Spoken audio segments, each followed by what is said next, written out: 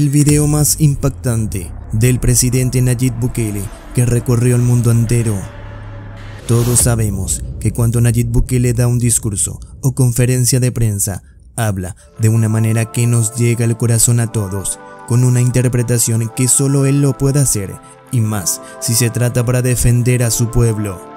Para este material queremos que te pongas cómodo, tómate tu tiempo y mira cómo habla y defiende el mejor presidente del mundo a su pueblo. Este video ha recorrido el mundo entero. Solo al 3% de la población no le ha gustado, el resto lo aplaudió de pie. Mira y escucha atentamente las palabras del mejor presidente del mundo, Nayib Bukele. Amigos y seguidores, sean bienvenidos. Este es un canal que te trae toda la información de El Salvador y del presidente Nayib Bukele. Dale like a este video si te está gustando. Suscríbete para seguir creciendo y no te olvides de activar la campanita de notificaciones para que te pueda llegar un próximo video. La oligarquía perdió su última oportunidad de controlar el poder formal en nuestro país. Detrás de este presidente, y eso nadie lo puede negar, no hay una oligarquía, dándole órdenes y diciéndole lo que tiene que hacer, como todos los presidentes anteriores. Nunca más vamos a regresar al sistema que por 2 siglos nos hundió en la delincuencia, en la corrupción, en la desigualdad y en la pobreza.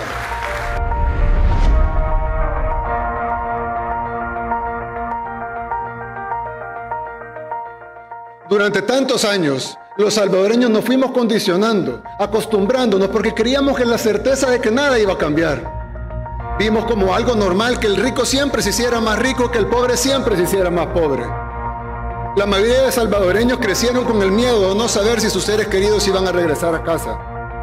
Crecieron no solo con carencias, sino que le faltaba casi todo.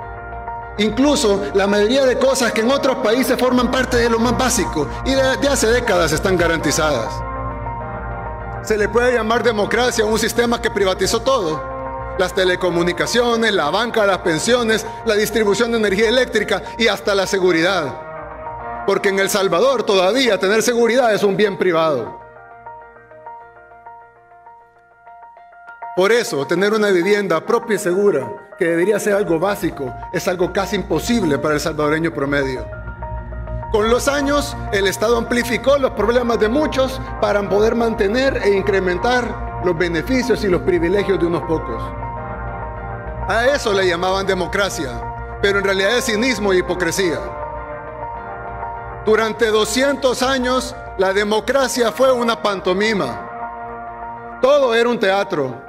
Teníamos elecciones, sí, pero cuando los políticos llegaban al poder se les olvidaba el pueblo. Y a la hora de pedir de nuevo el voto en las siguientes elecciones, venían las mentiras y las falsas promesas otra vez. Así funcionaba el sistema.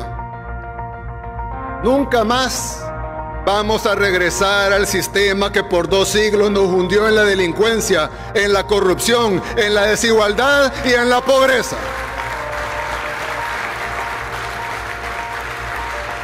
Nunca más. No se hagan ilusiones. Mientras Dios me dé fuerzas, no lo voy a permitir. En nuestro país siempre hubo un grupo de poder detrás de los gobiernos, ¿o estoy mintiendo? Un gobierno invisible detrás, que nadie eligió. Esa oligarquía todavía tiene mucho poder, porque aún controla el aparato ideológico del Estado. El aparato ideológico siempre ha sido hipócrita, pero no por eso no es poderoso. Ahora, haciendo uso de él, hacen creer que deberíamos regresar a como era antes. O sea que antes estábamos bien. O sea que las viejas instituciones sí resolvían los problemas de los salvadoreños.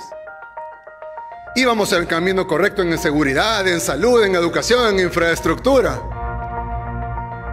Claro que no.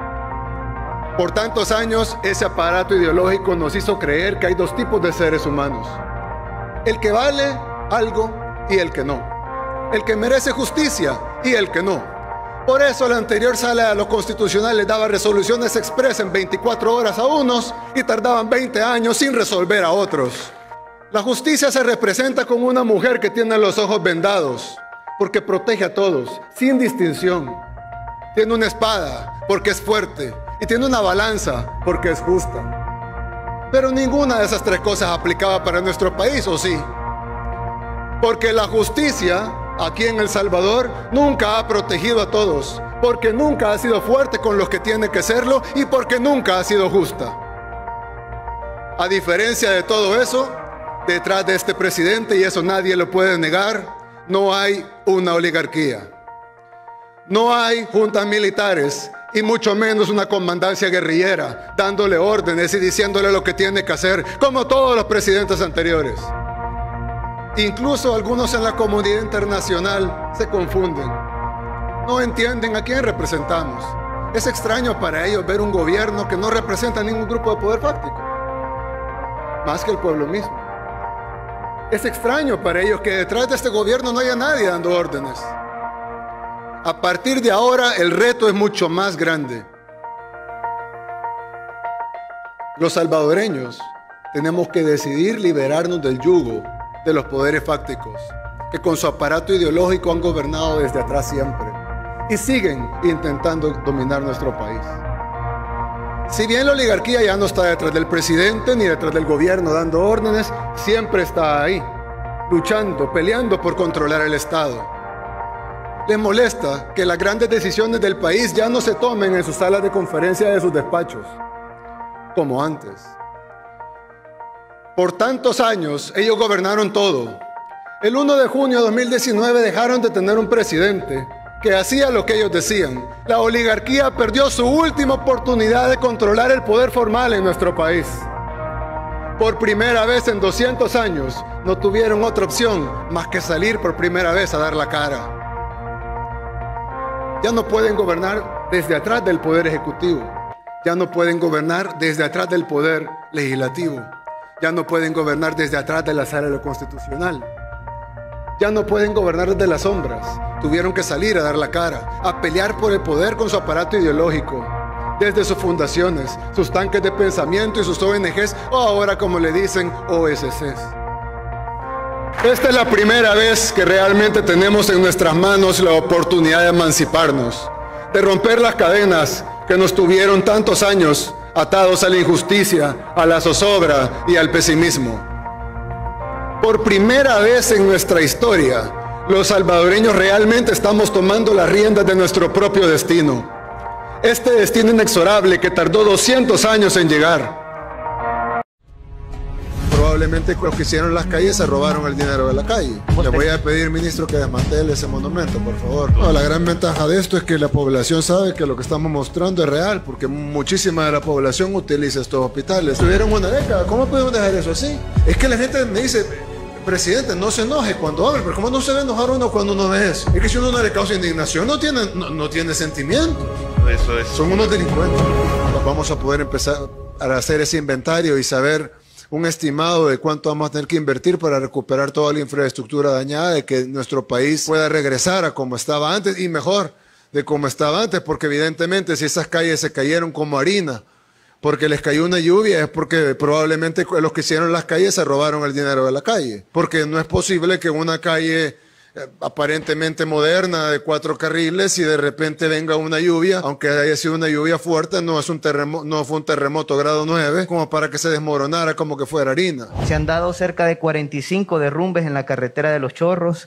Hemos tenido 23 derrumbes en la carretera al Puerto de la Libertad, que de hecho es una carretera nueva y no se deberían de estar dando derrumbes. Lo que sucedió fue que cuando la construyeron no realizaron las obras de protección para poder evitar. ¿Se derrumbó la carretera nueva? La carretera nueva, la carretera del Puerto de Libertad, 23 derrumbes tenemos, presidente, solo en esa carretera.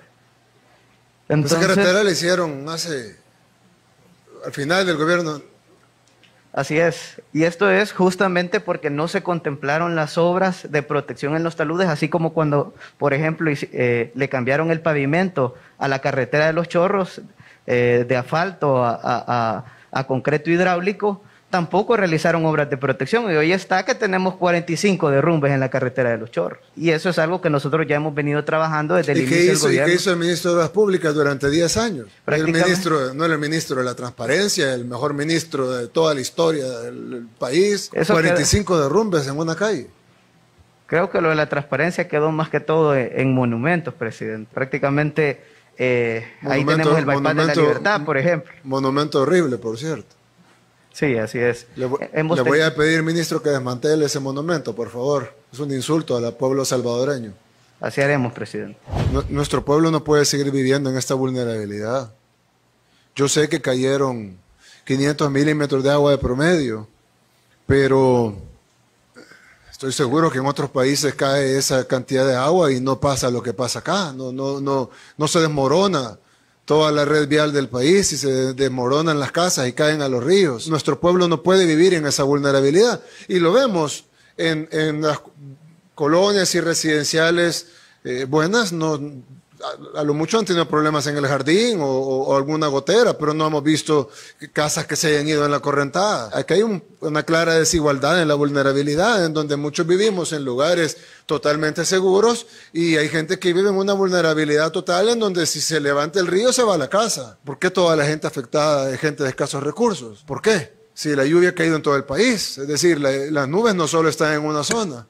Evidentemente es porque se han permitido construcciones donde no se debió haber permitido, o porque se desviaron las aguas a donde tal vez en gobiernos anteriores importaba menos, pero para nosotros no. Toda vida humana vale lo mismo. En el caso de la Nuevo Israel, estamos seguros que son 231 familias que debemos reasentar, porque tienen daños grandes y que si siguen viviendo ahí van a volver a estar en esas condiciones. Lo mismo en la comunidad de Aguascalientes que fuimos a visitar con usted.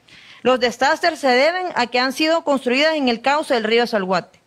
No se respetó la distancia para la zona de protección, o sea que aquí no habían controles ni ningún plan de urbanización, absolutamente nada. La gente llegaba y también por sus escasos recursos se va a instalar a donde se puede instalar, arriesgando sus vías a la orilla de un río, sin respetar ninguna zona de retiro ni la zona de protección, que es un rango promedio de 30 a 50 metros que se tiene que tener en una zona a la orilla de un río o un riesgo. Eso no se ha respetado. Nosotros vemos las casas pegaditas a los ríos. Es que la misma necesidad ha hecho que nuestra gente se vaya a instalar a zonas de alto riesgo, pero lo más peligroso y lo más lamentable es que no ha habido una entidad que llegue a decirles, momentito, aquí no se puede estar. Y peor aún, no ha habido soluciones para ello. Darle una solución, porque simplemente decirle no puede. O sea, no ha habido ninguna de las dos partes. Quisiera pedirle, presidente, que me permita mostrarle unas fotos de cómo ha sido el antes y el después de las diferentes áreas hospitalarias. Estas son imágenes del área específicamente que se ha remodelado, se ha adecuado, en el cual ustedes pueden ver que plenamente no cumple. Eso no está remodelado, eso es como era antes. Ese es el antes, donde plenamente no se cuenta con ninguna medida sanitaria. Ese es el Hospital Rosales. Ese es el Hospital Rosales. Estas eran la infraestructura anterior, todo hacinado, no había un orden, aires deteriorados, sin filtros, aires acondicionados convencionales. Usted puede ver Pero esa insalubridad, o sea, no solo lo estético, es insalubridad de los techos, de las paredes, de los pisos, de los baños. La gente se moría de la insalubridad en el hospital entonces. Es increíble, presidente, que la salud de los salvadoreños nunca se haya tomado en cuenta. 80%, 90% de los salvadoreños utilizan los servicios públicos, el seguro social y no les importó nunca. No, la gran ventaja de esto es que la población sabe que lo que estamos mostrando es real, porque muchísima de la población utiliza estos hospitales.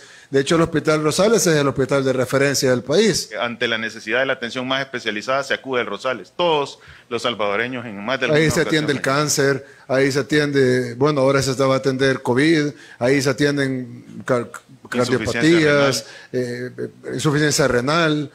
Bueno, la gente viene del interior del país a atenderse a este hospital que usted nos acaba de mostrar. Nos entregaron un hospital Saldaña sumamente deteriorado, un hospital que daba atención para enfermedades infectocontagiosas. Ese es el Saldaña. Correcto, presidente, como lo es la tuberculosis en el territorio. Ustedes pueden ver áreas totalmente destruidas. ¿Qué es eso? Esas son las áreas de espera de los pacientes, las cuales no cumplen ningún criterio, ninguna Pero ¿y cómo no está presa toda esta gente? Esas son las series de... ¿Cómo pueden dejar eso así? Manejaron los mismos presupuestos que manejamos nosotros. No tenían crisis económica como tuvimos nosotros, tuvieron una década. ¿Cómo podemos dejar eso así? Es que la gente me dice, presidente, no se enoje cuando hable, pero ¿cómo no se debe enojar uno cuando uno ve eso? Es que si uno no le causa indignación, no tiene sentimientos.